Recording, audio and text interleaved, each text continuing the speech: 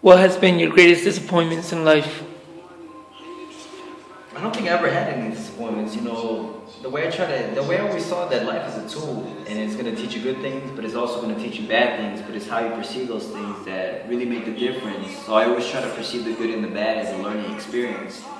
And pretty much like any time that a problem comes to my life, you always try to see it as an opportunity to grow in every aspect of myself. What kind of enemies have you overcome in life? As far as enemies are concerned, I have my fair share of enemies, but the most painful one and the one that I struggled for the longest was, when I was 19, I was going to school full time, I was working full time, I was on my way to go to Stanford University, and in the middle of the entire process, I just happened to meet this girl, and, that person was, I just fell in love with the wrong woman. I don't know how else to put it. But definitely that was a major setback in my life because that kind of, it got in the way of, Stanford University. So I was always asking myself, what is it that I needed to learn from this experience? And it went from years to years. And eventually, when the medical doctors told me that I had 3 months to live, eventually everything kind of made sense because I realized that if there's no enemy within, the enemy outside can't and will do you no harm. That includes illness.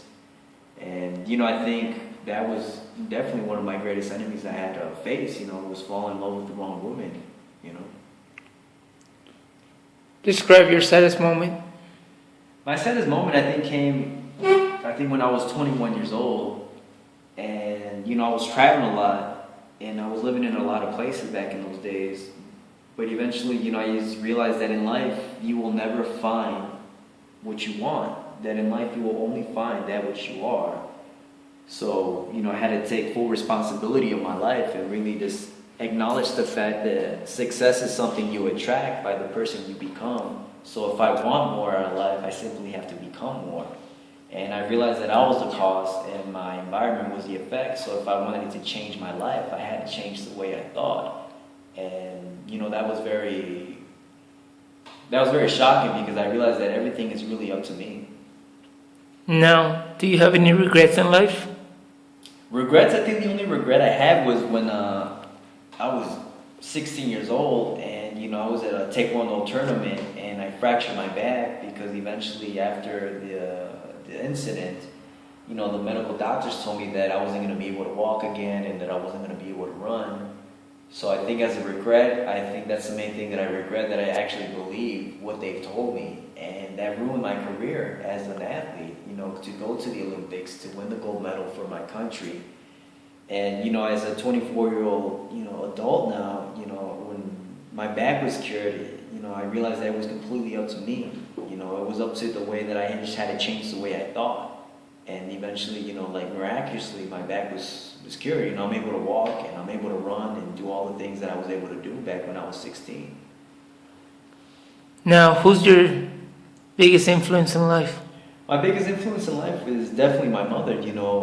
She had me when she was very young. So, seeing her grow up and, just the struggles that she faced, raising me and then eventually my sisters, one thing I admired about her, that she had to face her own self-limitations, and the fear of facing yourself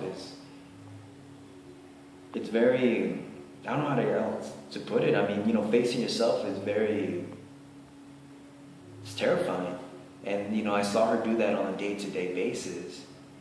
And, another person that I come to admire was back when I lived in a suburb. It was called Calumet City. I came across a book called The Narratives of Frederick Douglass. And Frederick Douglass was an activist back in the 1800s, and his main thing was to abolish slavery. But one thing about his work and the life that he lived was that he lived by the saying that if there's no struggle, there is no progress. And regardless of all the struggles that he faced, trying to learn how to read, escaping from slavery, writing books, all these kind of things, that he never really gave into the struggle. And he always focused more on his vision, on his destination.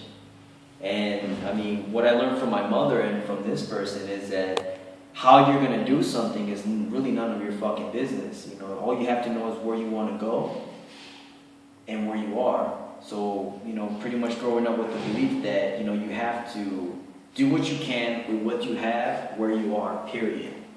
And like I said before, you know, it's like, you know where you are, your starting point, and you know your destination, and how you're gonna get there. You know, that's the adventure. And you just have to trust, you have to believe in yourself that you're gonna succeed, and you have to, you know, have faith that in God will eventually lead you down the right path.